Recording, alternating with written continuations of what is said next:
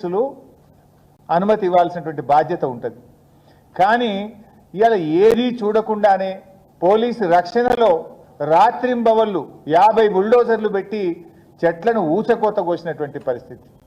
ఇవాళ దాదాపు 3 జింకలు చనిపోయినాయి ఇప్పటికే అని చెప్పి స్పష్టంగా ఫొటోస్తో సహా ఎవిడెన్స్తో సహా కుక్కలు కొరికేస్తున్నాయి, జింకలు చనిపోతా ఉన్నాయి, జింకలు పరిసర ప్రాంతాల ప్రజల ఇళ్లలోకి వస్తున్నాయి. అంటే అది ఉన్నటువంటి గూడును చెదరగొట్టినప్పుడు దిక్కులేక అవన్నీ కూడా పరిసర ప్రాంతాల్లోకి పోవడం, కుక్కల దాడిలో చనిపోయేటువంటి పరిస్థితి ఏర్పడ్డది. వెనకట సినిమా యాక్టరు సల్మాన్ ఖాన్ ఒక జింకను చంపితే ఆయన జైల్లో పెట్టిండ్రు. ఒక జింకను చంపితే అతన్ని జైల్లో పెట్టిండ్రు. సంవత్సరాల తరబడి కోర్టుల చుట్టూ పోలీస్ స్టేషన్ల చుట్టూ తిరిగిండు. మరి 3 జింకలు చంపితే ఈ మరణానికి కారణం ఈ ముఖ్యమంత్రి, ఈ ప్రభుత్వం కాదా? దీని మీద న్యాయపరంగా చర్య తీసుకోవాలనే వద్దా? సెక్షన్ 29 ప్రకారం, సెక్షన్ 29 వైల్డ్ లైఫ్ యాక్ట్ ప్రకారంగా ఒక జింక కానీ ఒక ఎనిమల్, వైల్డ్ లైఫ్ ఎనిమల్ ఏదైనా చనిపోతే 7 సంవత్సరాల శిక్ష వేయాలని చట్టం చెప్తా ఉంది.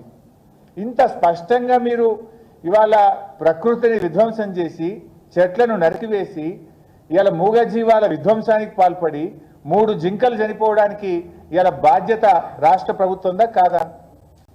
ఇవాళ అటవీ శాఖను కూడా నేను అడుగుతా ఉన్నా. జనరల్గా గ్రామాల్లో ఎవరైనా ఒక చెట్టు కొడితే అటవీ శాఖ పోయి ఆ బండ్లు సీజ్ చేస్తారు, కేసులు పెడతారు, జైళ్లలో పెడుతుంటారు.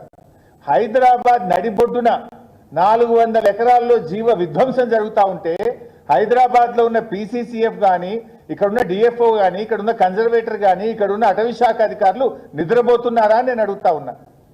పేదవాడు తెలిసో తెలియకనో, చట్టం మీద అవగాహన లేకనో, తన పంట పొలానికి ఇబ్బంది జరిగి ఒక చెట్టు కొడితే కేసులు పెట్టే మీరు వేలాది చెట్లను ఊచకోత కోస్తా ఉంటే, ఫ్లడ్ లైట్ల వెలుతురులో చెట్లను నరుకుతా ఉంటే మీరు నిద్రపోతున్నారా?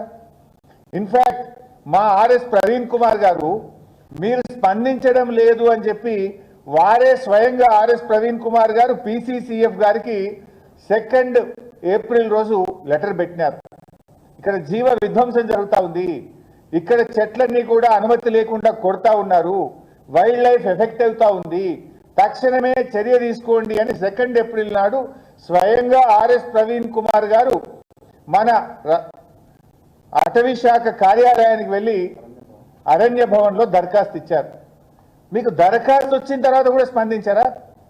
రోజు అన్ని పత్రికల్లో హెడ్లైన్స్ వస్తుంటుంది, టీవీల్లో హెడ్లైన్స్ వస్తుంటుంది, యూనివర్సిటీ విద్యార్థులు రోడ్డు మీదకి వచ్చి ధర్నాలు చేస్తూ ఉంటారు, అయినా మీరు స్పందించరు.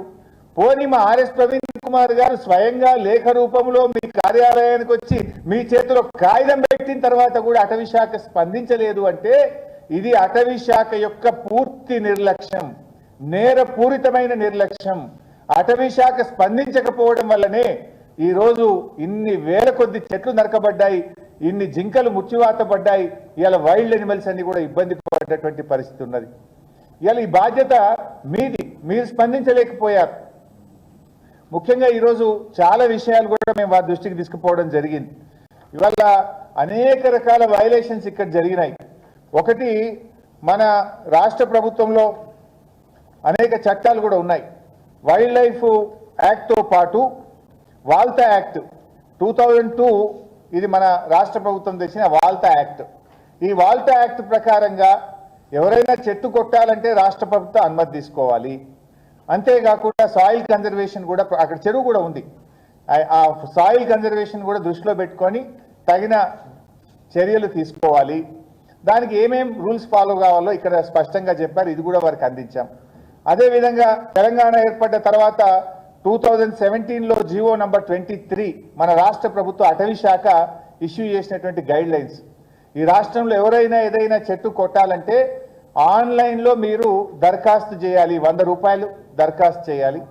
తర్వాత అటవీ శాఖ అధికారులు ఇన్స్పెక్ట్ చేసి పర్మిషన్ ఇచ్చిన తర్వాత ఒక్కొక్క చెట్టుకు 450 రూపాయలు డిపాజిట్ చేసిన తర్వాత అటవీ శాఖ అనుమతి ఇచ్చిన తర్వాత చెట్టు కొట్టాలి.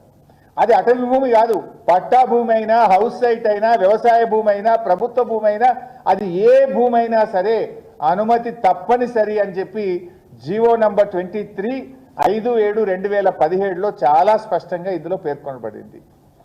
ఇది కాకుండా సుప్రీంకోర్టు ఒక ఆర్డర్ ఇచ్చింది 4/3/2025 అంటే 4th March 2025 ఒక ఆర్డర్ ఇచ్చింది సుప్రీంకోర్టు. ఇన్ఫాక్ట్ దానికంటే